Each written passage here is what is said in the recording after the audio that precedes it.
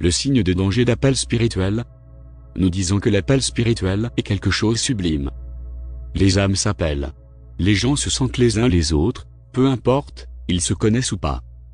Ils s'entraident simplement parce qu'une âme appelle une autre. Ils se trouvent en train de se diriger vers un chemin comme si quelqu'un les y attirait. Cependant, l'appel spirituel de nos jours, ce qui se passe entre nous comme les rencontres sur Internet. Nous nous connectons les uns aux autres. Tout cela est des appels spirituels. Nous ne nous voyons pas mais nos âmes se rencontrent. Alors où se trouve le danger dans un appel spirituel?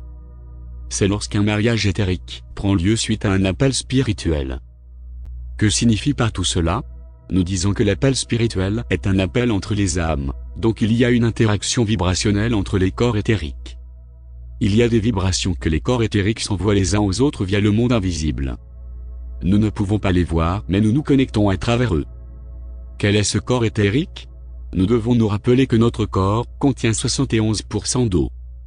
Vous pouvez considérer cette eau votre corps éthérique, le 29% est votre corps physique.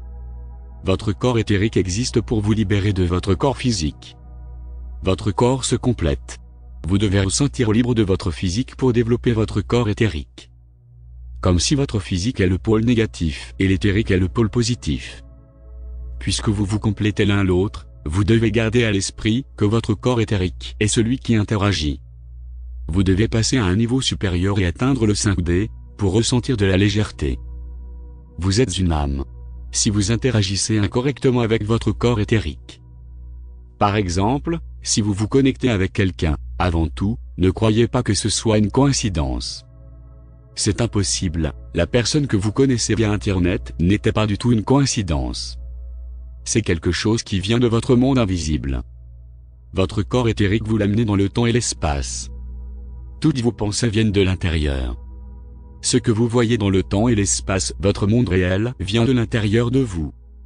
Alors, n'oubliez jamais, quand vous ressentez quelque chose, elle peut devenir une réalité. Vous vous rencontrez, avant tout, comme des âmes, puis, vous vous rencontrez sur Internet. C'est une rencontre spirituelle. Puisque vous vous rencontrez spirituellement, vous devez vous rappeler que vos corps éthériques sont connectés. C'est ce qu'on appelle une relation. Vu qu'il y a des vibrations entre vous donc il y a un engagement.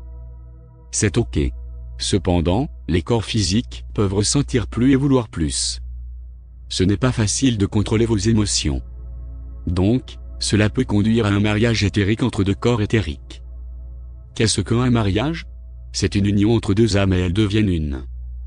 C'est là que vient le problème, vous vous sentez amoureuse de cette personne et lui aussi. Souvent, vous ne pouvez pas être ensemble et même si vous vous rencontrez en réel. Ce n'est pas cela l'important.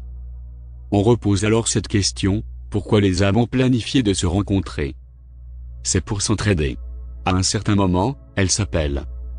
Maintenant, nous savons que lorsque la mission se termine, chaque âme normalement passe à autre chose. Nous venons ici sur Terre pour apprendre, pour passer d'une leçon à une autre jusqu'à réussir à décoder nos vrais potentiels. D'autres âmes sont en train de nous aider. Ok, dès ce moment, nous sommes conscients de ce qui se passe à l'échelle spirituelle. Mais, nous sommes aussi des êtres humains. Que faire avec les liens d'attachement? Si nous sommes amoureux suite à un appel spirituel et cela mène à un mariage éthérique. Lâcher prise, du jour au lendemain, ce n'est pas aussi facile. Alors, allez-y, on apprend. Toute interaction entre deux personnes se fait via les corps éthériques. La plupart des relations via Internet peuvent conduire à un mariage éthérique. Puisqu'ils se rencontrent via des corps éthériques, qu'ils soient ensemble ou non, ils forment un couple mais vous y êtes dans le mauvais sens.